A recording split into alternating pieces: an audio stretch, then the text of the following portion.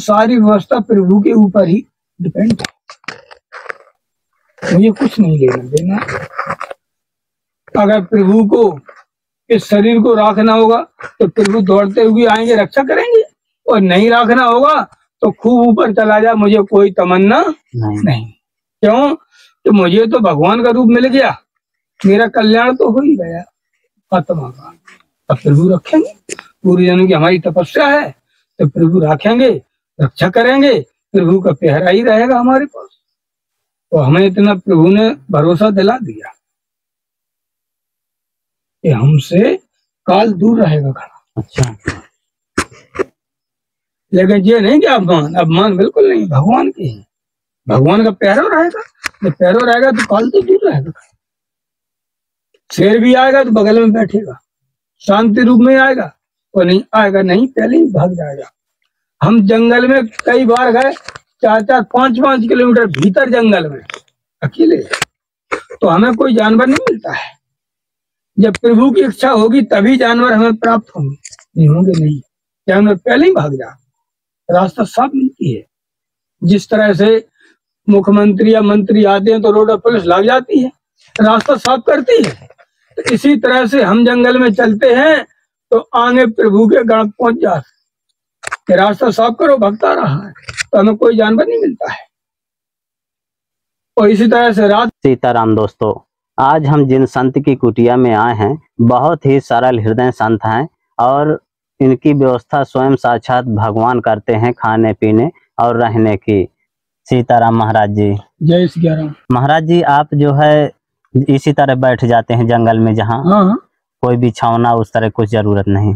हम अपने साथ ले जाते हैं पन्नी, अच्छा, वो बिछा लेते हैं। अच्छा, तो आजकल 50% कालीन जी, लेकिन उससे कोई मतलब नहीं होता है। संत का जो भेष रखे हैं वो संत है, ठीक है, उसको मानना चाहिए संसार को। क्यों कि कलयुग में सिर्फ भेष की ही पूजा है, जो जैसा करेगा सो भरेगा। और आप मानोगे कि ये संत हैं, भले वो रोज चोरी करते हो, कुछ भी करते हो, तो वो भरेंगे, आप नहीं भरोगे। आप सेवा करोगे, दान करोगे, तो वो आपका भगवान में पहुंच गया, उसके रास्ते से, संत की रास्ते से आपका भगवान में पहुंच गया। क्यों? आपने रूप को माना है, रूप को सम्मान किया है। तो कलयुग में सिर्फ रूप का ही सम्मान है, तो जो स्वयं करेगा वो भरेगा। तो जो संत कहते हैं कि हमको दर्द है, हम बीमार पड़ गए, क्योंकि वो कालिम की तरह झूठी बोल के भक्तों से दान लेते हैं, उल्टा सीधा खर्च करते हैं, तो भगवान तो उनसे वसूल करेंगे, तो बीमारी में लगवाते हैं, वह लो बीमारी में लगाओ। और नहीं तो संत तो वो होता है, संत को धन से आवश्यकता नहीं होती है, सम्मान से होती है मात्र जी। क्यों? धन का मुझे क्या करना है, खाने के लिए प्रभु देंगे,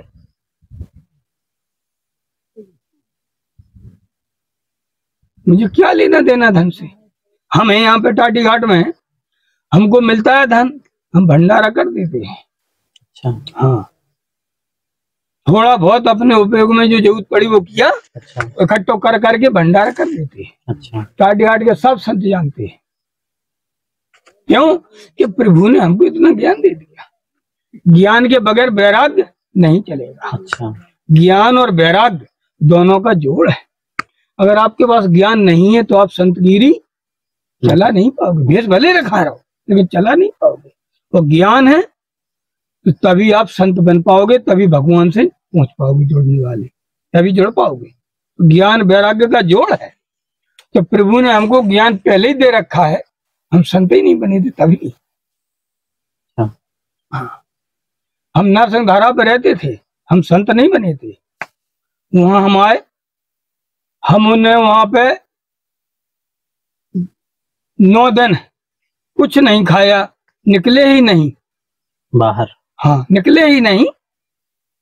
वहां एक पूजा करने आता है गांव का पाल, तो वो हमने को आलू ले आया, बोला महाराज जी ये उबाल के पा लेना। उन्हें ठीक। अब वहां लगी थी भौर मच्छ, तो हमसे वो बोला, पुजारी बोला जी भौर मच्छ लगी, यहाँ आगे नहीं चलाना, दूर जाना। ठीक। तो फिर प्रभु ने हमारी बुद्धि कर दे, आलू फिर धरे ही रहे, हमने नहीं उबाले ना भूंजी ना खाए, 2 दिन धरे ही रहे, अच्छा। हाँ, 10वें दिन जो सीता रसोई है, सीता रसोई पे भंडारो था, तो प्रभु ने हमारी बुद्धि घुमाई, हमको निकाला, ले गए। तो नीचे गए, हम दुकानदार से आलू मांग ले आए। आलू मांग के ऊपर सीता रसोई पे आ गए, तो एक गांव के हैं, सब बेचंदे थे, मोहन नरसिंह पे 2-4 साल से आ जा रहे थे। तो बोले जय सिया राम महाराज जी। सो हम बैठ गए, जय सिया राम बोला हमने। अब भंडारे का हमें कोई पता नहीं, तो प्रभु ने ऐसी बुद्धि करी, हम ऐसे चिता परे, तो कद्दू छल रहा था, कोई कुमड़ा बोलते हैं उसे, जी जी। अमनिया हो रहा था सब्जी के लिए। तो हमें नजर पड़ गई, तो हमने कहा क्यों बाबा जी, ये कद्दू छल रहा है, तो यहाँ क्या कुछ कार्यक्रम? बोले हाँ, भंडारा है। तो हमने फिर तो प्रभु का भंडारा पाएंगे। बस प्रभु भंडारा पाया। 10वें दिन भंडारा पाके फिर अपने नरसिंहधारा पे आ गए। बस फिर प्रभु ने बुद्धि घुमाई, सो रात में हमारे विचार जी आया कि भगवान ने साफ कहा है कि हमारा भजन करना है तो मांग के भोग लगाना पड़ेगा। तो हम गांव में जाएंगे, गांव में मांगेंगे। अच्छा। जो दे देगा उसका धर्म, और नहीं देगा उसका भी धर्म जी। उसका भी भला करेंगे भगवान जी। दूसरा द्वार देख लेंगे। गए हम, मांगो से 2 रोटी मिल गए, खा के भगिया, 2 घंटे 2 रोटी में काट दिया। सुबह फिर दूसरे के यहाँ पहुंची, वहां मिल गए, फिर खाए। तो इस तरह से हमने वहां 6 महीने निकाले। अच्छा। मांग के खाते हुए। मगर हनुमान धारा पे खूब मेला आता है, लेकिन हमने किसी से कुछ नहीं मांगा। क्यों? मुझे क्या करना है? भगवान खिलाएंगे खाएंगे, नहीं खिलाएंगे तो शरीर भले छूट जाए। रुपया किसी से नहीं मांगे। तो प्रभु की माया, रात में लड़का आया एक। अच्छा। तो हमसे लड़ पड़ो, बोले यहाँ क्यों पड़े? हमने क्या बात है? हम सो रहे थे, सुबह ने पहले गाली दी हमको, समझ के बैठे। बोले यहाँ क्यों? हमने यहाँ हम आसन लगा दिए, नरसिंहधारा पर रहती है, तो वहां पे गर्मी लगती है, सब यहाँ पर लगती है। और शुरुआत थी तो हमें कुछ डर भी लगता था, क्यों छिपाएं, जानवरों का डर भी लगता था। जी जी। तो वो बोला तो हमारे रास्ते में पड़ रहा है, हमको वहां से, तो तुमने हमको जगा दिया, निकल जाओ, हम नहीं तुमको कुछ कहेंगे। बोले नहीं नहीं, यहाँ से हटो। हम तो कहाँ जाए हम? बोले यहाँ से हटो, हटोगे नहीं तो हम तुमको काट डालेंगे। हमने कहाँ जाए फिर? हम नरसिंहधारा पे रहते, रात में वहां रह नहीं पा रहा, हम कहाँ जाए? बारिश चल रही है, मार डालो। बोले नहीं नहीं, यहाँ से जाओ, हनुमान धारा जाओ, उठाओ सामान। तो हमने फिर बांध दिया आसन। आसन क्या बोरा थे बिछाने वाले 2-3 समेटे। सो हनुमान धारा पहुंचे। सो हनुमान धारा पे जो गेट है, नीचे शटल लगी, उसमें जाके बिछा के अपने लेट गए। अच्छा। अब हनुमान धारा से चला एक आदमी जो सेवा करता, तो पहुंचो हम। बोलो कौन लेटे? सो हम बोल गए, स्वागत पे चलना। बोला नरसिंहधारा वाले हैं, तो दिन में देखता रहता था। तो वो हमसे बोला अच्छा यहाँ से उठो। तो हमने मन में सोचा, लो वही बात फिर आ गई। वहां से उसने भगाया, यहाँ से जेकर उठो। अब कहाँ जाए? मन में धक्का लग गया। हमने फिर हम कहाँ जाए? बोले चलो हमारे साथ। हम कहीं तसल्ली भी लगा के आया मंदिर में। बोला इस तख्त पे लगाओ आसन। तख्त पे हमने आसन लगाई, अंदर गया तो भोजन को थाल लगा के आ गया। बोले लो महाराज। हमने नहीं, हमको नहीं पाना है, भूखे धरे, हमको नहीं पाना है। बोले नहीं नहीं, तुमको पाना ही पड़ेगा, जबरदस्ती पाना पड़ेगा। हमने फिर भोजन पाया, तो फिर 2 महीना हमको वहां भोजन प्राप्त हुआ। अच्छा। हाँ। और वर्षा खत्म हो गई तो भगवान की माया उसी ने नहीं कर दी। बोले महाराज जी अब छुट्टी है यहाँ से। तो उस आश्रम में नहीं रुके, हम आश्रम वहां लगाई। बस 1.5 महीना बीत चुका। बस सोई प्रभु ने सोचा कि दिक्कत हो रही है भगत को, बस सोई प्रभु इस कुटिया में लाए हमको, फिर लाए। बस वो यहीं फिर आ गए हम इस कुटिया में, यहाँ रहने लगे। तो हमारी तो सारी व्यवस्था प्रभु के ऊपर ही डिपेंड है, मुझे कुछ नहीं लेना देना।